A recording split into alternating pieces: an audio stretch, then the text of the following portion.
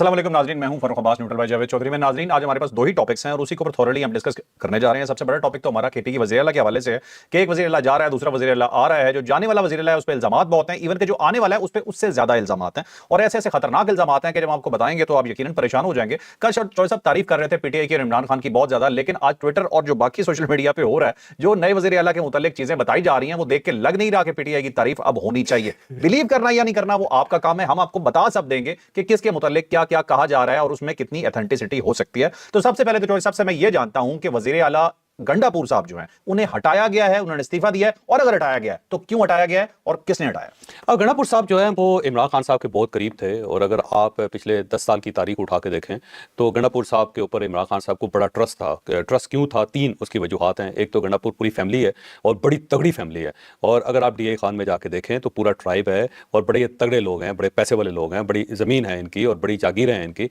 और साथ साथ डंडा सोटा जो होता है ना उस वाले बंदे हैं ये। तो इमरान खान ऐसे लोग जो होते हैं उनको बहुत पसंद करते हैं, और जो तगड़े हों और घबराते ना हों, पैसा भी उनके पास हो, लोग भी उनके पास हों, तो इमरान खान साहब को ऐसे लोग बहुत अच्छे लगते हैं। तो गंडापुर साहब के साथ एक रिलेशन की वजह ये भी थी। दूसरी वजह यह है कि गंडापुर साहब जो हैं जब इमरान खान साहब का हुक्म आता है तो सोचते नहीं हैं, वो अंधाधुंध उसके ऊपर कार्रवाई कर लेते हैं। तो इमरान खान साहब को ऐसे लोग भी बड़े पसंद हैं कि जिनको अगर कहा जाए कि समंदर में छलांग लगा दो छलांग लगा देंगे, जिन्हें कहा जाए समंदर से बाहर आ जाए समंदर से बाहर आ जाएंगे, जिन्हें कहा जाए कि बंदूक ले आओ बंदूक ले आएंगे, जिन्हें कहा जाए भाग जाएं वो भाग जाएंगे। तो इस टाइप के लोग जो हैं वो इमरान खान साहब को बड़े पसंद है और गंडापुर साहब के अंदर ये खूबी भी है थी। और तीसरी और अहम जो खूबी गंडापुर साहब के साथ थी पास थी वो ये थी कि ये आर्मी बैकग्राउंड से ताल्लुक़ रखते हैं, मिलिट्री बैकग्राउंड से ताल्लुक़ रखते हैं। इनके वालिद जो थे वो भी फौज के अंदर थे। और जो पिछली इंतजामिया थी, जो पिछली इस्टेब्लिशमेंट थी, उसने जानबूझ के ऐसे लोगों को इमरान खान साहब के करीब रखा था जिनका फौजी बैकग्राउंड था। तो गंडापुर साहब की क्योंकि ज़िंदगी जो है फौज के साथ गुजरी है, उनके वालिद आर्मी में थे, कंटोनमेंट्स के अंदर गुजरी है, और आखिरी इतलात के मुताबिक बहुत सारे ऐसे लोग जो इनके साथ पढ़ते रहे वो इस वक्त भी पावर के अंदर है, और इस वजह से भी गंडापुर साहब जो थे वो गुड थे इमरान खान साहब के लिए। गंडापुर साहब को फिर चीफ मिनिस्टर बनाया गया। चीफ मिनिस्टर बनाने के 3 मकसद थे इमरान खान साहब के जहन में। एक तो ये था कि एस्टैब्लिशमेंट के साथ इनका राब्ता था और राब्ता है, तो ये कहीं ना कहीं इमरान खान साहब के लिए फेवर ले लेंगे, ये कोई मामला तय करके इमरान खान साहब की जेल से रिहाई मुमकिन बना देंगे। एक वजह ये थी। दूसरी वजह ये थी कि गंडापुर साहब जो हैं वो, इसमें कोई शक नहीं कि बड़े मजबूत आदमी हैं, लेकिन गवर्नेंस में बड़े पुअर हैं, तो ये बहुत ज़्यादा को परफॉर्म नहीं कर सकेंगे, क्योंकि अगर ये परफॉर्म नहीं कर सकेंगे तो कमज़ोर होंगे, और इमरान खान साहब को कमज़ोर सीएम हमेशा अच्छे लगते हैं, क्योंकि उसकी वजह ये है जानबूझ के करते हैं। अब देखें ना, उस्मान बुज़दार साहब को पूरे पंजाब में से एक ऐसा कमज़ोर आदमी तलाश किया जो जिसकी कोई फुटिंग नहीं थी, जिसने अपनी जड़ें नहीं फैला सका, जो चैलेंज नहीं बन सका। अब चौधरी परवेज़ इलाही साहब को अगर चीफ मिनिस्टर बना देते शुरू में, तो वो तो पूरी पार्टी इनकी खींच के ले जाते, या शाह महमूद कुरैशी साहब को बना देते, या फवाद चौधरी को बना देते, ये सारे उम्मीदवार थे, या जहांगीर तरीन साहब को बना देते, तो पूरी पार्टी खा जाते वो। तो उन्हें ऐसा बंदा चाहिए होता है कि जो पार्टी को नुकसान ना पहुंचा सके। तो गंडापुर साहब सियासी तौर पे आप समझे कि यतीम आदमी है जिसके पास बहुत ज्यादा वोट नहीं है कि वो बड़ा धड़ा बना सकें या पार्टी के लिए बहुत एक चैलेंज क्रिएट कर सकें। तो दूसरी चीज ये थी कि गंडापुर साहब जो ना, उनके अंदर अकड़ है एक ना, वो आपने देखा होगा। तो जिस आदमी में इतनी अकड़ होती है वो बहुत जल्दी लोगों को गर्विदा नहीं बना पाता, वो धड़ा नहीं बना पाता। धड़ा बनाने के लिए ना चौधरी साहबान की तरह, चौधरी परवेज इलाही की तरह, चौधरी शुजात की तरह बड़ा नरम मिजाज बंदा होना चाहिए, जो हर एक आदमी के साथ लेके चलने की कोशिश करे, जो दोस्त बनाने का आर्ट से जानता। तो गंडापुर साहब के अंदर दोस्त बनाने की खूबी नहीं है, तो इस वजह से भी उनको चीफ मिनिस्टर बनाया गया था कि ये बहुत अच्छा परफॉर्म नहीं कर सकेंगे, अपना धड़ा नहीं बना सकेंगे, कभी भी ये पार्टी को कहीं लेके उड़ नहीं सकेंगे। और तीसरी जो वजह थी वो ये थी कि गंडापुर साहब जो है वो एहतजाज कर सकेंगे, क्योंकि तगड़े आदमी हैं, अपना कबीला ही निकाल लेंगे, कहीं ना कहीं से नौजवानों को मोबिलाइज कर लेंगे, और क्योंकि पैसा पूसा जो है ना वो भी उनके ऊपर आशिक है, पैसा भी कहीं ना कहीं से आ जाएगा इनके पास, तो उसके जरिए फिर ये पार्टी को तगड़ा करके इस्लामाबाद के ऊपर चढ़ाई करेंगे और स्टेट को एक मरतबा हला के रख देंगे।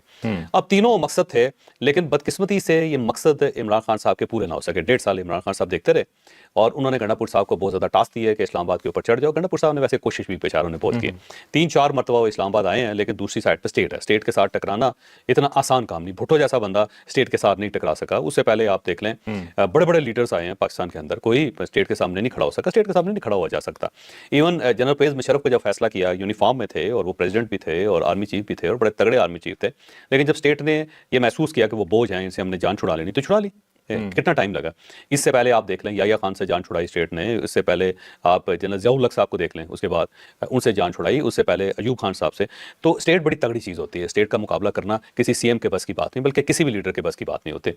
کوشش بڑی کی گنڈا پور صاحب نے, لیکن ان کی دال نہیں گلے, اور وہ عمران خان صاحب کی خواہش کے مطابق بہت بڑا اجتماع نہیں کر سکے کہ اسلام آباد کے در و بام جو ہل جائیں یا پورے شہر میں آگ لگ جائے یا پوری پبلک باہر نکل آئے, تو نہیں ہو سکا. اس کے بعد ان کی بیگم بھی آ گئی, عمران خان صاحب کی بشرا بیگم, وہ بھی آئی, انہوں نے بھی اپنی قیادت میں ایک بہت بڑا جلسہ رکھا, لیکن وہ بھی پوری طرح ناکام ہو گیا. اس کے بعد عمران خان صاحب نے 3-4 ٹاسک دیے گنڈا پور صاحب کو.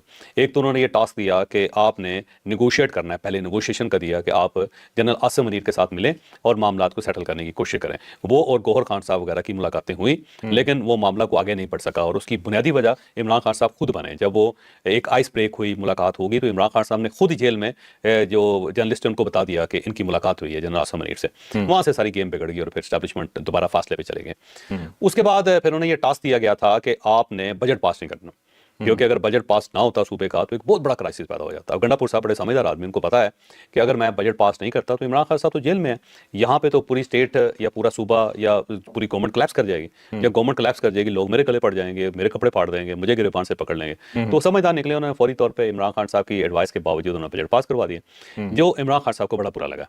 اس کے بعد عمران خان صاحب نے ان کو آخری جو ٹاسک دیا تھا وہ تھا کہ آپ طالبان کے ساتھ مذاکرات شروع کرتے ہیں. اب گنڈا پور سمجھدار آدمی, انہیں پتا ہے کہ اس لیول پہ جب چائنا کی بات نہیں مان رہے, وہ ایران کی بات نہیں مان رہے, وہ امریکہ کی بات نہیں مان رہے, پاکستان آفیشلی انگیج ہے طالبان گورنمنٹ کے ساتھ, اور وہ ان کی بات نہیں مان رہے, تو میں جب جاؤں گا تو میں ذلیل ہو جاؤں گا سارے معاملے میں. ہو سکتا ہے مذاکرات ہو جائیں, لیکن یہ ٹیررزم نہیں رکے گی جو مذاکرات کا بڑا مقصد تھا.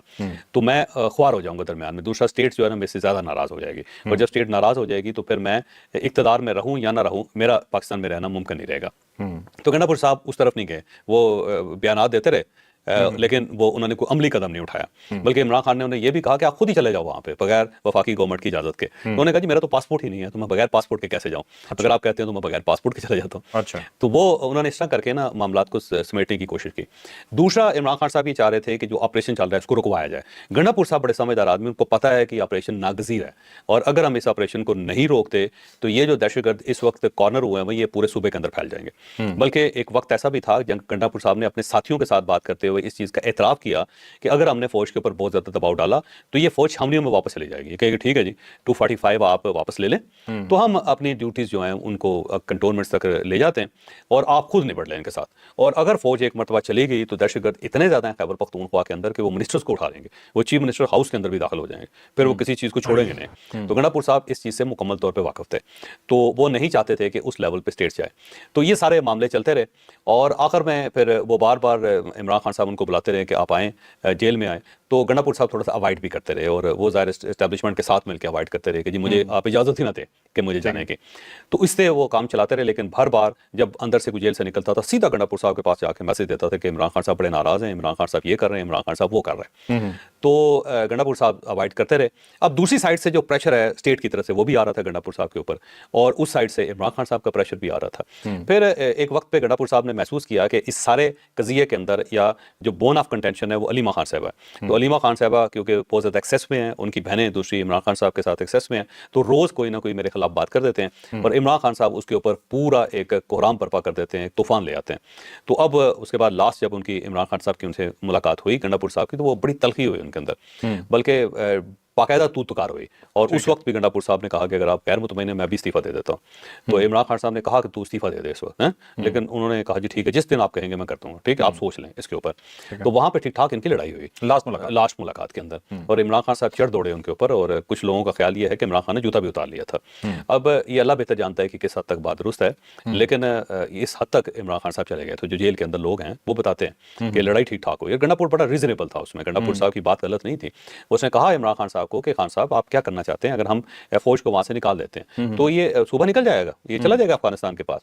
اب کوٹ اینڈ کوٹ جو ہے کچھ لوگوں نے کہا جو وہاں پہ موجود تھے, یا بعد میں گنڈا پور صاحب نے جن لوگوں کو بتایا, وہاں سے یہ خبر چلتی چلتی ہم تک پہنچ گئی کہ عمران خان صاحب نے کہا جانے تو صوبہ جاتا ہے, تو کہ اگر افغانستان میں بھی چلا جاتا تو جانے دو اس کو, تمہیں اس کے بارے میں غور نہیں کرنا چاہیے, سوچنا نہیں چاہیے.